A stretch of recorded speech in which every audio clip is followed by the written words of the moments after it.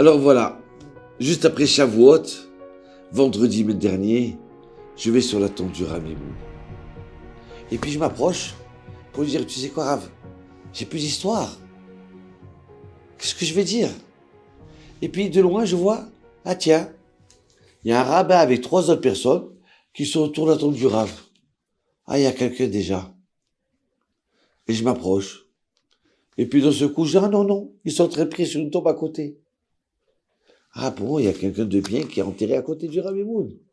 Ah, intéressant. Et là, je m'approche, j'embrasse la tombe, je commence à dire Shir la Mahalot, je prie, et puis d'un seul coup, je sens que le Rav, il me regarde. Et moi, mais qui c'est ce Rav? Je connais. Mais qui c'est? Je sais pas qui c'est. Et chaque fois, comme ça, j'ai perdu la mémoire, des fois, des gens que j'aime beaucoup, hein. Je me rappelle plus qui c'est. Et je m'approche, je sais quoi, il faut que je dise bonjour. Et je vois que lui aussi, il s'approche de moi. Ah non, lui, il est zaken, il est âgé, plus âgé que moi. C'est à moi de me déplacer. Shalom Arav. Ah, shalom, oui. C'est qui, vous priez là, c'est pour qui là? Ah, ici, c'est le Rav Avraham Mimoun, de Marseille. Il me dit, ah oui, je connais pas. Mais j'ai quelqu'un qui m'a raconté une histoire pour lui. Sur lui. Ouais, Rav? Oui, oui. Tu veux l'écouter? Bien sûr, Rav. Bien sûr que je vais l'écouter. Alors regarde, viens. Alors on est tous autour de la tombe de sa femme sur qui il prie, le Rav, avec ses enfants. Il me dit, écoute-moi bien. Un jour, j'ai quelqu'un qui me dit, tu sais, Rav, j'ai ma mère, elle est mourante. Fais une prière pour elle. Alors je lui fais une prière.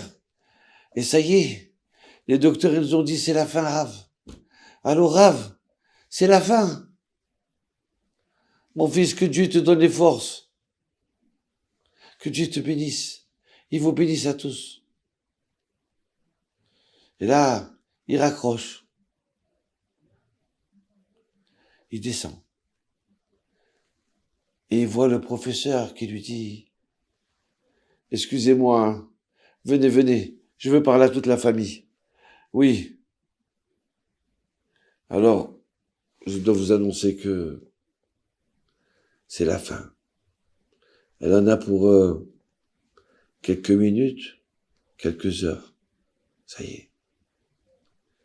Et là, on explose en pleurs. Ma maman, ça y est. Oh, c'est trop dur. Et le professeur, il dit, excusez-moi. Et là, je sors de la chambre. Je descends pour prendre de l'air parce que je veux pleurer tout seul. Je veux pas pleurer devant mes frères et sœurs. Et j'explose en pleurs dehors de l'hôpital.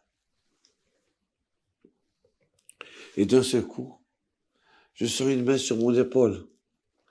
Une main toute chaude. Une main, j'ai dit, mais c'est quoi? C'est un ange. Qui c'est qui m'attrape comme ça? Mais je veux pas ouvrir les yeux.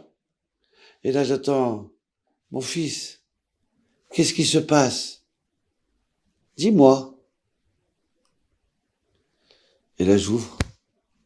Et je vois le Rav. Le Rav Mimoun. Et là, je dis, c'est la fin. Et je pleure.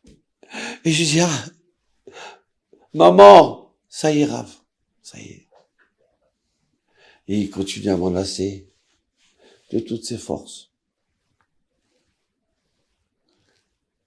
Et au bout de 2 minutes, il me dit, allez, mon fils. Non, c'est pas la fin. Elle va vivre ta maman. Et là, je nettoie mes yeux. J'essaie de le regarder pour voir si c'est vrai ou je rêve. Quoi, Rav? Oui. elle va vivre. Et je le prends avec moi. Et je monte. Je monte dans la chambre. Et j'arrive. Et je me mets à courir. J'avance devant lui. Je rentre dans la chambre et je vois mes frères et sœurs. Et je leur ai dit, maman, c'est pas terminé. Maman, elle va vivre. Et le professeur me dit, calmez-vous, calmez-vous. Non, monsieur le professeur, bien sûr, je vous le dis, elle va vivre. Il me l'a dit. Mais qui c'est qui t'a dit? Eh ben, le rabbin. Quel rabbin? Ben, le Rav Mimoun. Et là, le professeur a dit, non. Encore lui? Et juste à ce moment-là, la porte s'ouvre.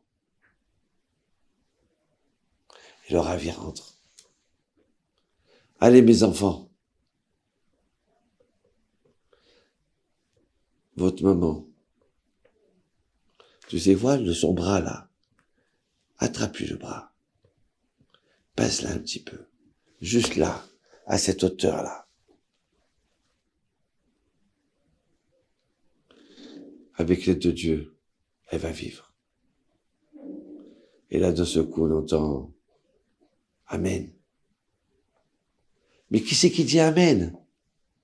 On se tourne et on voit le professeur. Le professeur, il a dit Amen. Et vous savez quoi? Ça y est. Ça a commencé à remonter. Hein? L'écran, ça y est. Ça redonne des chiffres. Ça y est. Elle commence à respirer normalement. Ça y est, déjà, je la vois déjà en train d'ouvrir les yeux et de sortir de l'hôpital et de marcher.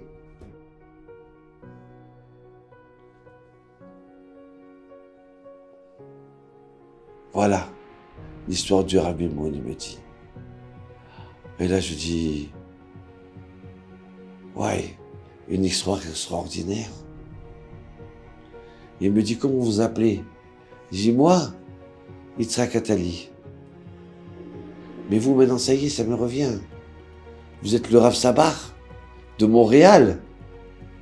Il me dit, oui, oui. Ah, je suis content. Oh, Rav, vous savez quoi? Alors bénissez-moi. Et il m'a béni.